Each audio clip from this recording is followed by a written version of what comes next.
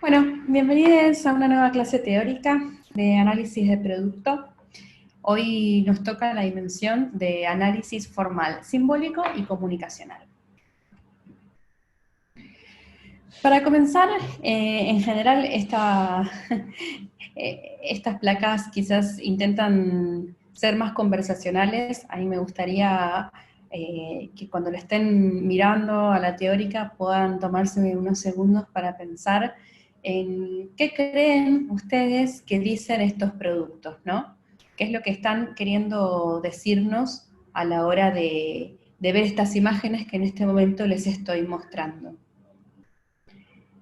Justamente lo que queremos plantear con este tipo de ejemplos es que la imagen de arriba está mencionando o haciendo alusión a un contexto mucho más geográfico, seguramente relacionado con las piedras, con las orillas del río o con geografías más rocosas, y un poco se ve el contraste con los niños ahí o las niñas ahí en el medio de las rocas o de las piedras.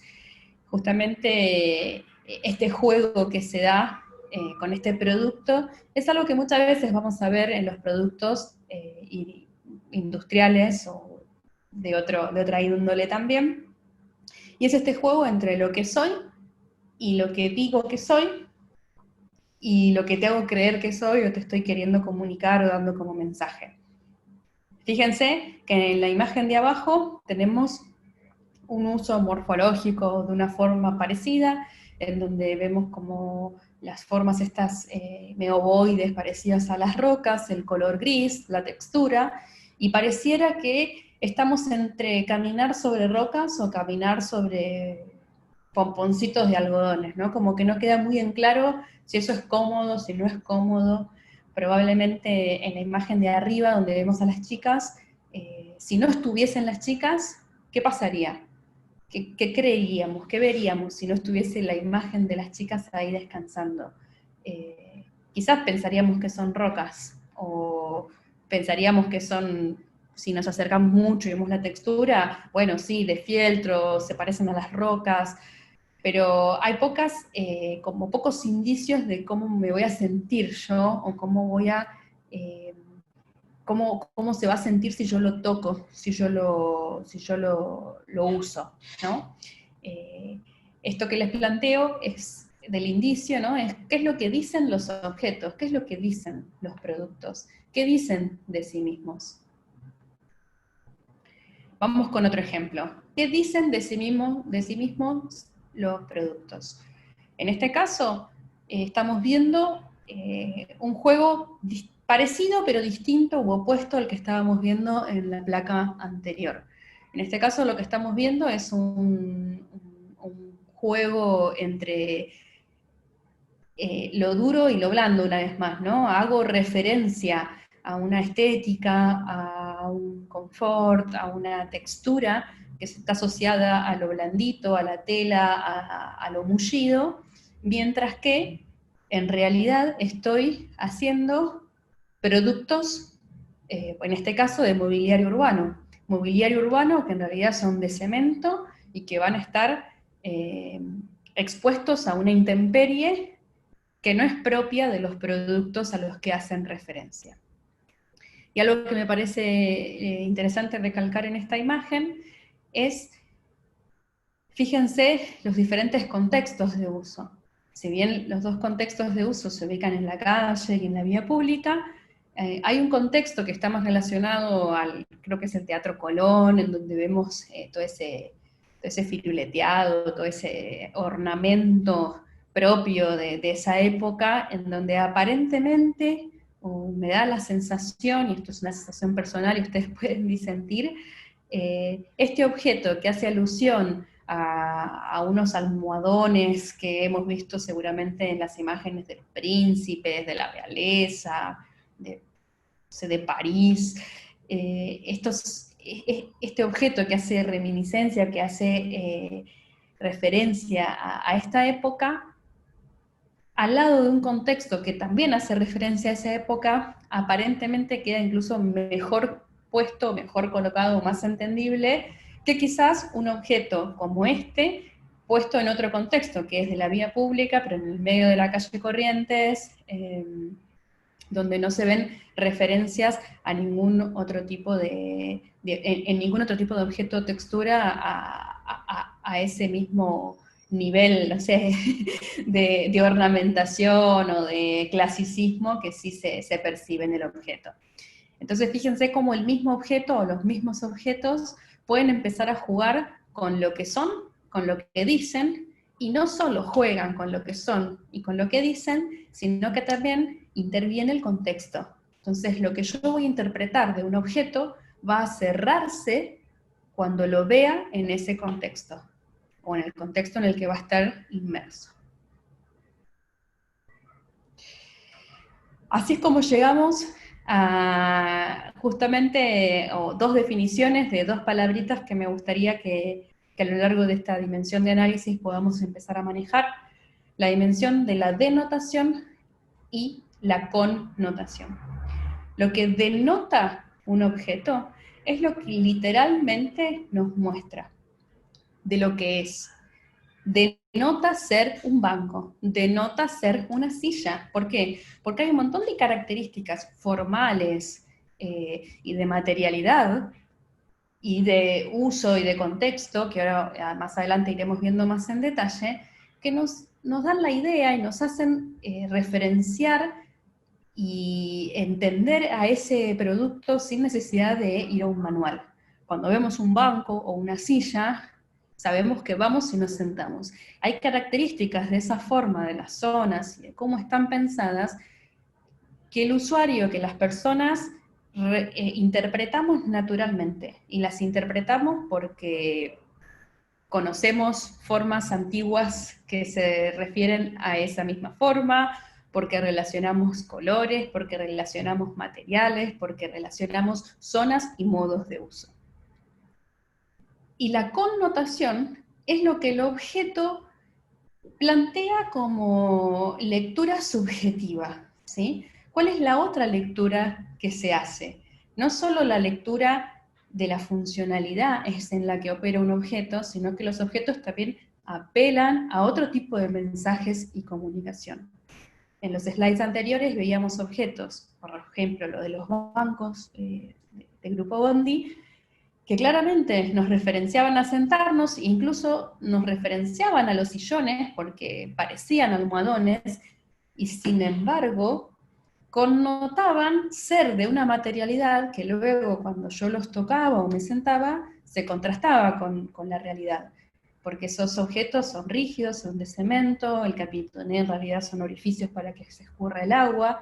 Entonces, ahí empiezan a operar como estas dos dimensiones, ¿no? Lo que digo de lo que soy y lo que estoy diciendo más allá de lo que quiero comunicar, de cómo se usa o cómo se utiliza un producto. Y aquí vemos en esta imagen dos ejemplos, ¿no? Dos ejemplos que en rigor hacen alusión a la misma imagen o a la misma figura. Dos ejemplos que son objetos, que son productos, que no son animales, que no son insectos. Y sin embargo, ambos hacen alusión a los insectos. Y fíjense cómo el de la izquierda, que está sobre fondo blanco y que es claramente un objeto en el que me puedo aparentemente sentar y apoyar, empieza a tener zonas que me dicen cómo se usa. Puedo reconocer las cuatro patas, puedo reconocer la zona en la que me voy a estar sentando, y puedo reconocer incluso la zona en la que me apoyo o apoyo mi espalda. No estoy hablando de si es cómodo, si no es cómodo.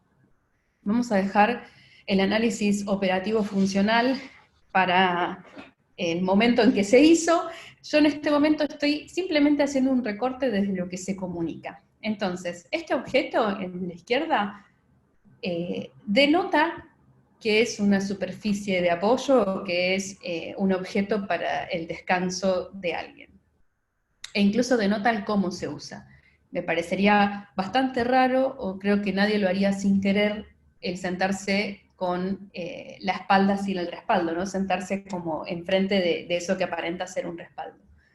Sé que las sillas también se usan de esa manera y este objeto se permite que nos sentemos de esa manera, como si fuese un manubrio, pero a lo que sería la primera vista o el primer entendimiento, este objeto tiene ciertas características que recoge y retoma de cualquier silla o elemento para sentarse de esa manera, con un respaldo inclusive, los toma y los deja, o sea, los usa. No quiere reinventar el modo de representar o el modo de un respaldo, no quiere reinventar el esquema básico del sentarse de una persona. Está operando en un nivel de comunicación, está operando en un nivel de connotación. El objeto connota insecto, connota bicho, y lo connota ¿por qué? Y lo empezamos a analizar. Lo connota porque seguramente se han visto bichos y recoge de los bichos esta situación de un cuerpo con patas finitas y largas, recoge de los bichos la situación de que la pata y el momento de apoyo y la superficie son diferenciados, como si pudiera ser, ¿no? una pinza o una terminación que tiene alguna otra funcionalidad. Y también retoma por las características de la materialidad. La materialidad nos permite llegar a esta figura y connotar este mensaje. Pero también la materialidad no es solo el metal con el que se ha hecho o el tipo de tela o caucho con el que esté recubierto, sino también este juego del encintado y de cómo se va percibiendo que si yo lo toco no lo siento liso, lo voy a sentir como rugoso, como que tiene cierta textura o piel o exoesqueleto.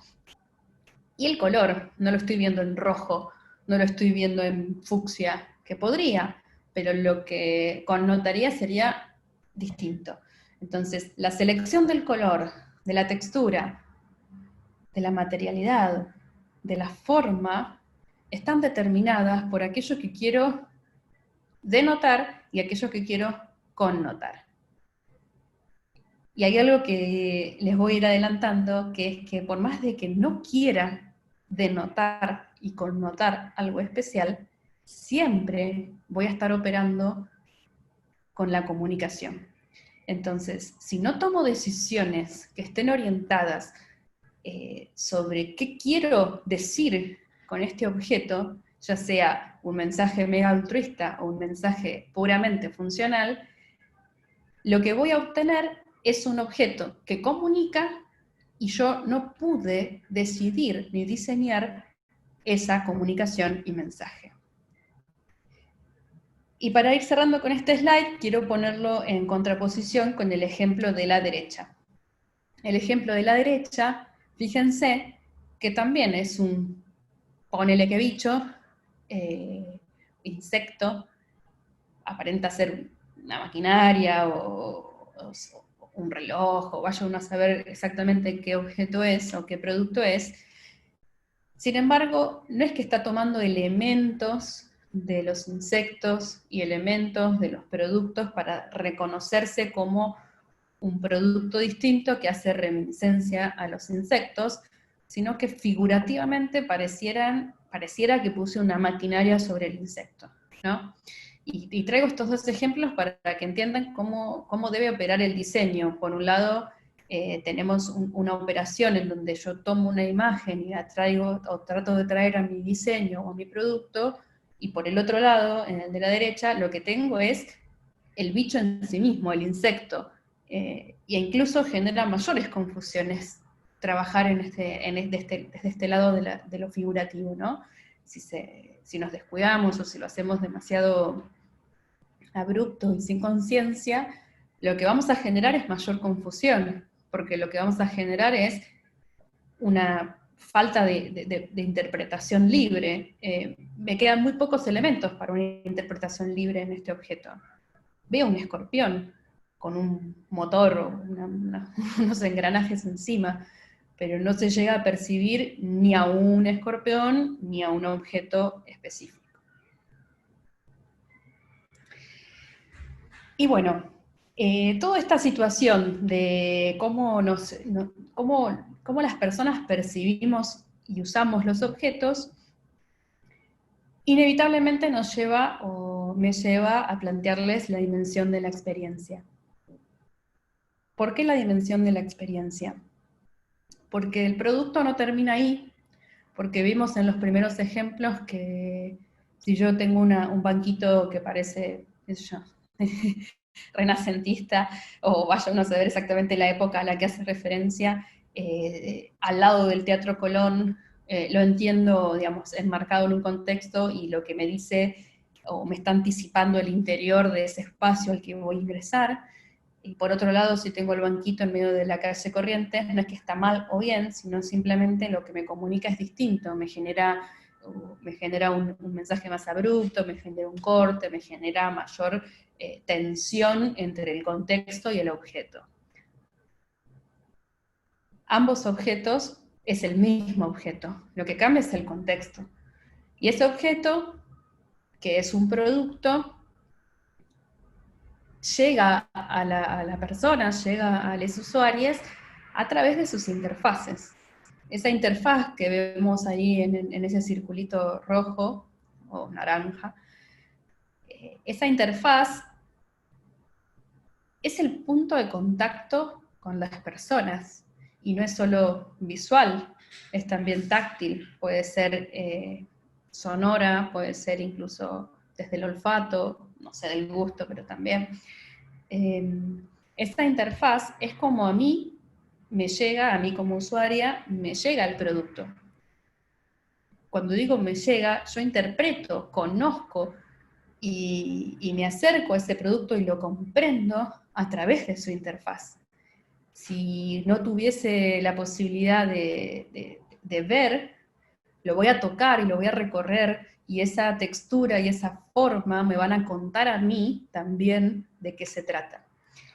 Y en el caso de los videntes, al verlo ya intuimos qué es lo que vamos a sentir cuando lo tocamos. Y estos mensajes entre lo mullido o lo rígido que veníamos hablando en los primeros ejemplos, tanto en las rocas como en el banquito, lo que generan son mensajes, son comunicaciones, pero en definitiva, tanto el producto como el contexto, lo que van a provocar es una interacción con las personas, una interacción que opera tanto en el plano funcional como en el plano simbólico y comunicacional. Y ese plano simbólico y comunicacional está súper apalancado con el plano tecnológico, que es el que acabamos de ver, y cómo se produce y se construye ese objeto. Y la conjunción de todos estos elementos, o sea, interacción, interfaz, producto, contexto y usuario, hacen a la experiencia de uso, que en definitiva es lo que el usuario se queda y percibe y cuenta, y es lo que va recreando el imaginario de los productos en nuestra mente. Si estuviésemos presencial, les estaría preguntando seguramente en qué tipo de superficie están sentados y que me cuenten cómo se sienten o qué es lo que sienten estando sentados, o que me cuenten algo sobre cómo están sentados. Cuando lo hacemos presencial, lo que empieza a ocurrir es que los alumnos no me hablan de madera, por ejemplo el banquito de la facu, no me hablan de madera, no me hablan de perfiles L, no me hablan de 1,20 m o 80 centímetros de altura. Me hablan de estoy incómodo, me duele el coxis, no sé, me duele, recién me senté y estuve bien, pero hace un ratito hice así y ya casi que me caigo, ¿no? Y escuchan estas palabras que digo, que hubiesen surgido si lo estuviésemos conversando. Todas estas palabras hablan de la experiencia, de lo que a mí me hace en definitiva sentir el objeto que estoy usando. Porque hay algo que me encanta reiterar, es que nunca, bajo ningún punto de vista, los usuarios usamos productos u objetos, productos, por el simple hecho de usarlos. los usamos para conseguir otra cosa. Excepto los diseñadores industriales, que amamos los objetos y por ahí podemos tenerlos más de culto, el resto de los mortales, las personas para quienes diseñamos, utilizan los objetos porque son herramientas, herramientas que le permiten conseguir otros objetivos. Y en definitiva, lo que yo comunico y cómo lo comunico y cómo logro ese entendimiento entre las personas y el objeto, si involucro también a los materiales y al modo de uso, me van a reconstruir entonces esa experiencia que es en sí misma también una burbuja simbólica de ese objeto. Es por eso que a mí me interesa que ustedes puedan empezar a pensar en esa aureola que se genera sobre los productos para poder entender que el producto va mucho más allá del producto en sí mismo.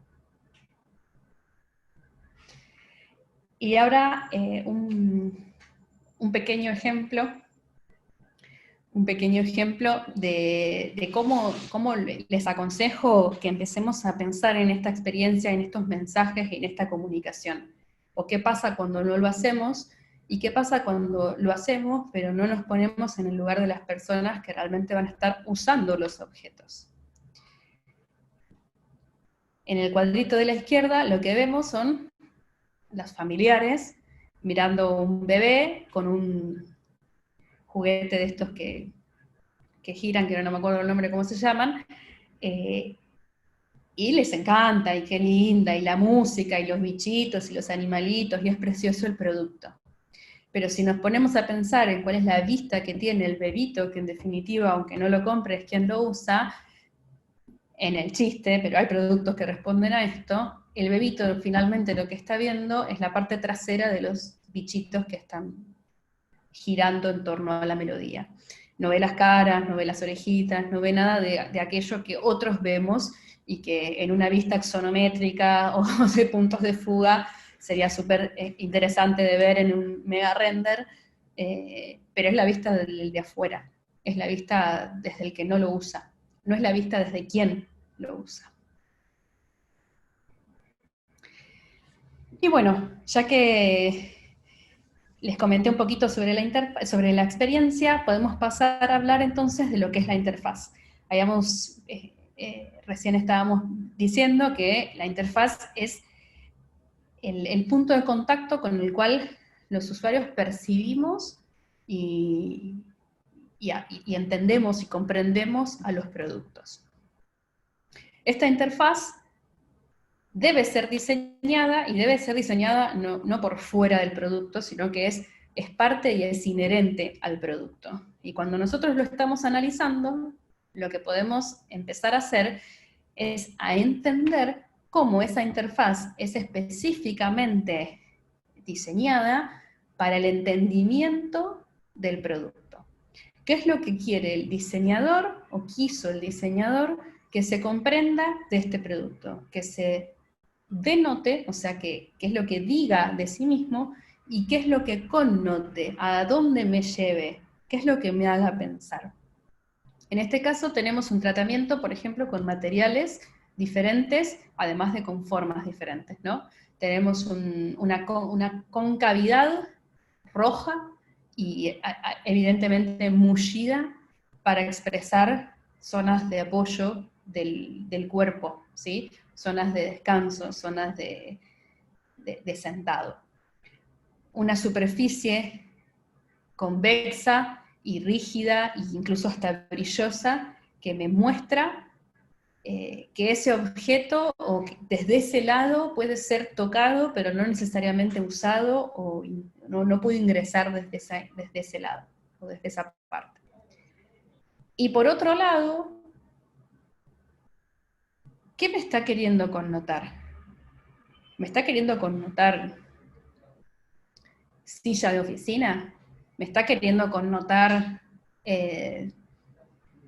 productividad y manejo y recurso óptimo de los materiales? ¿Me está queriendo connotar qué?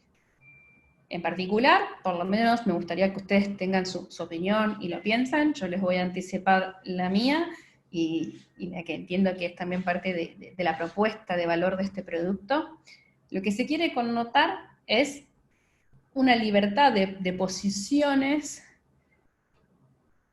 para el descanso que devienen de la situación embrionaria o devienen de una situación en donde yo estoy en realidad como siendo como un feto en una especie de, no me sale la palabra, como si estuviese en posiciones fetales o adentro de la panza de mi mamá. Se está queriendo como connotar situaciones de huevo, situaciones de germinación, ¿no? Pudo haber sido mejorado una connotación mucho más directa u obvia con otros elementos, sí. Quizás no se decidieron por algunas razones, y esas razones son propias de este producto. Eso es lo que intentamos que ustedes puedan empezar a ver en los objetos, en los productos que les tocaron, y no solo los que les tocaron para AP, sino también en el mundo de objetos que nos rodea. Y acá voy a ir un poquito más al foco de específicamente zonas de un producto. ¿Cuáles son las características o cómo creemos que se están comunicando las zonas de un producto? En este caso, no tenemos diferencia por materiales como teníamos antes, pero sí tenemos, por ejemplo, en el caso del objeto gris, una pequeña concavidad que nos demuestra, que nos denota que ahí debemos estar sentados. ¿Es específicamente una concavidad que nos impide caernos o movernos o tiene que ver con la funcionalidad y la seguridad? Probablemente no, menos en este caso. Hay otra característica de este producto, por ejemplo, la zona de agarre, de la dirección de cómo voy a agarrar el objeto para sostenerme o para amacarme. Esa zona de agarre que está representada por las antenitas, de alguna manera, de este pseudo caballito, o las, sí, como antenitas, está cumpliendo una función específica, está cumpliendo la función de ser el agarre, ¿sí? Y lo comunica ni por color, ni por concavidad, ni por diferencia de textura. Directamente son dos protuberancias a lo agarre que me indican directamente que voy a poder asirlo de esta manera. ¿Cómo sé que lo voy a poder asir de esta manera? Bueno, porque hay un imaginario colectivo y hay un entendimiento y hay una relación con patrones de uso y de hábitos y de usabilidad que viene desde muchísimo tiempo atrás, y este tipo de elementos de agarre no es la primera vez que lo vemos.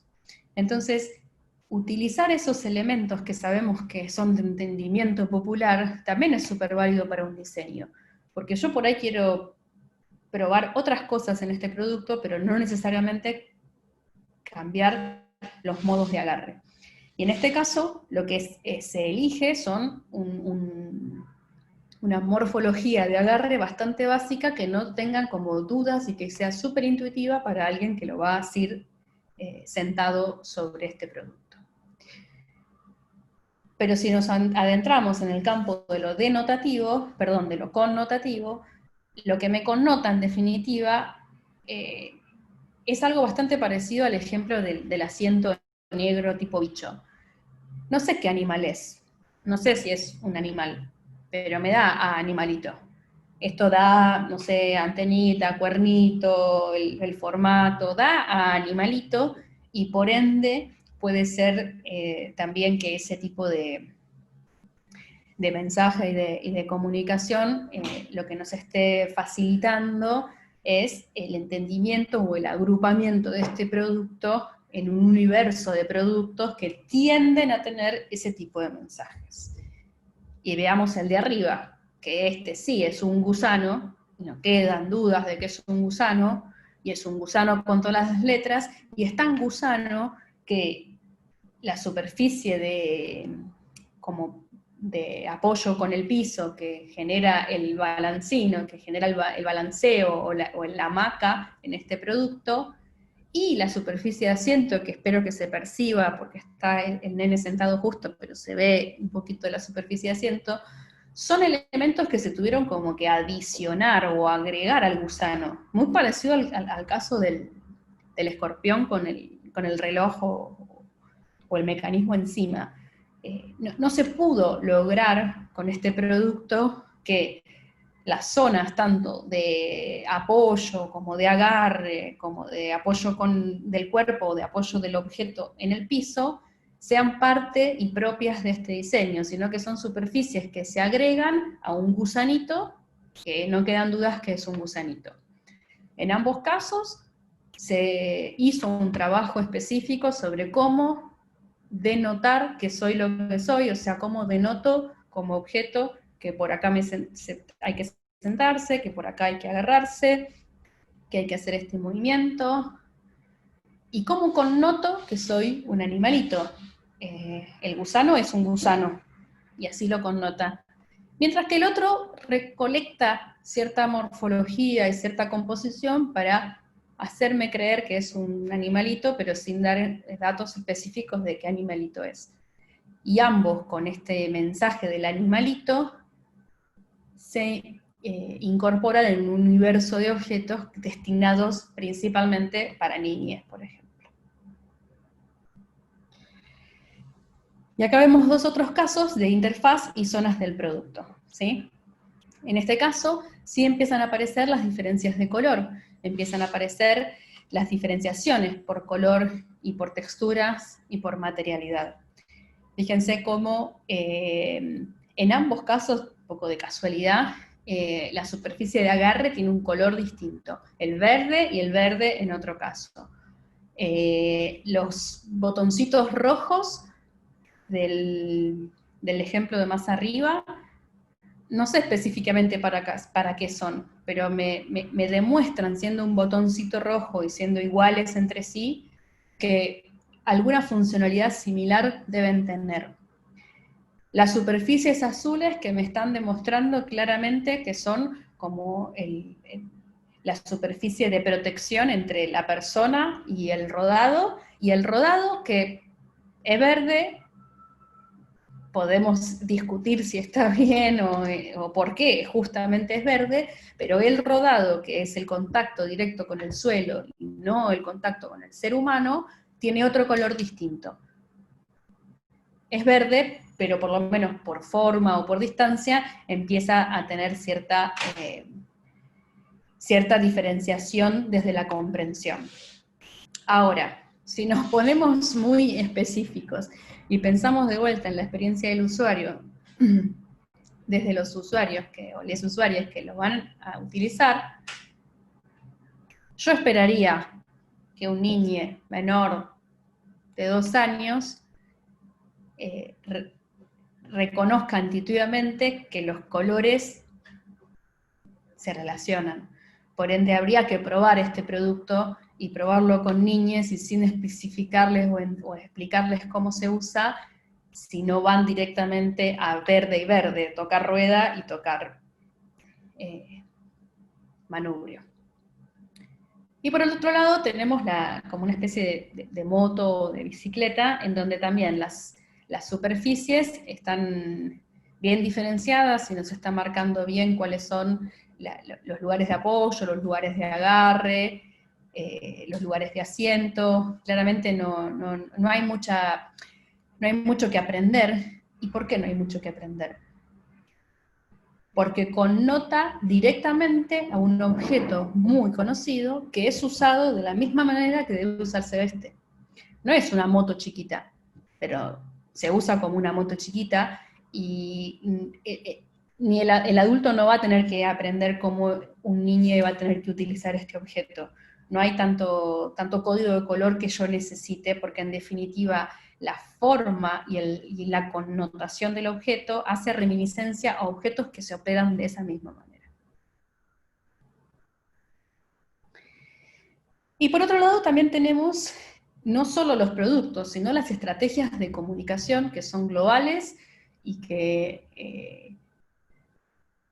hacen también al reconocimiento del producto, a través de la televisión, al reconocimiento del producto a través del packaging, de los lugares de comercialización, sobre todo si se comercializan de una manera digital, como sobre todo pasa hoy en día que todo lo estamos consumiendo desde plataformas digitales. La estrategia de comunicación también va de la mano con este producto. Y la estrategia de comunicación, en definitiva, está relacionada con estas preguntas que en esta placa estamos planteando, ¿no? ¿Para qué y para quiénes están dirigidas? ¿Por qué se eligen estas formas de comunicación y no otras?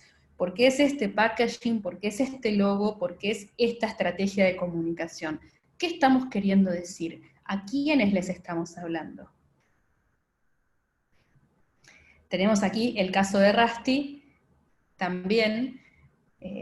Lo que tenemos ahí en el medio es un pedacito de la web. No estoy segura si la web actual es así, por ahí esto queda un poco antiguo, pero fíjense cómo productos, packaging, lugares donde se van a estar comercializando, como los puntos Rusty, los manuales de uso, la web donde se van a comercializar, tienen y conforman un universo de mensajes y de comunicación que no son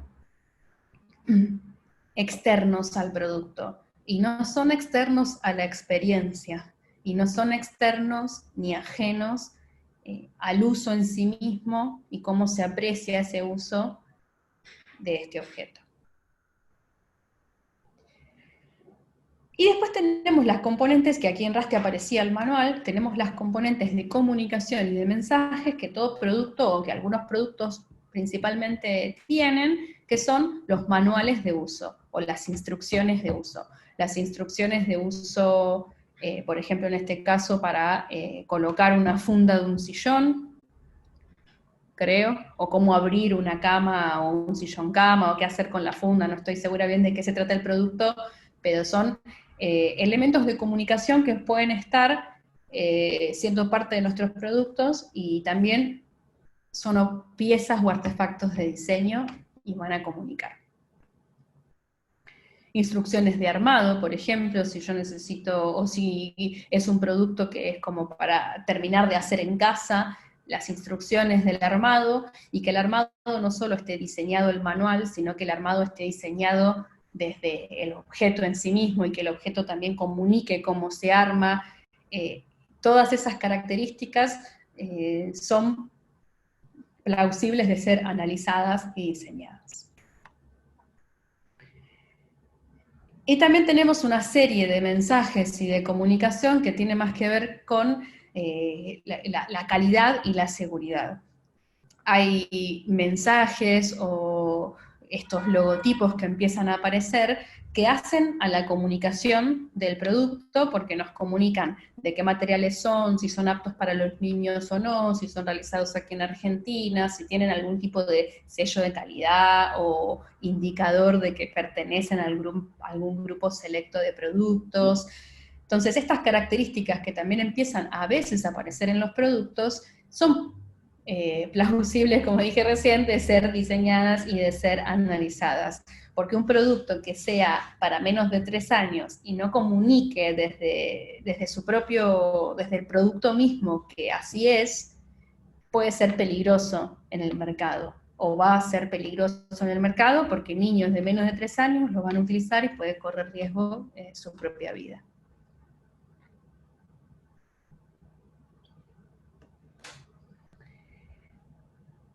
Y volviendo un poquitito al tema de las experiencias y qué es lo que pasa con las experiencias,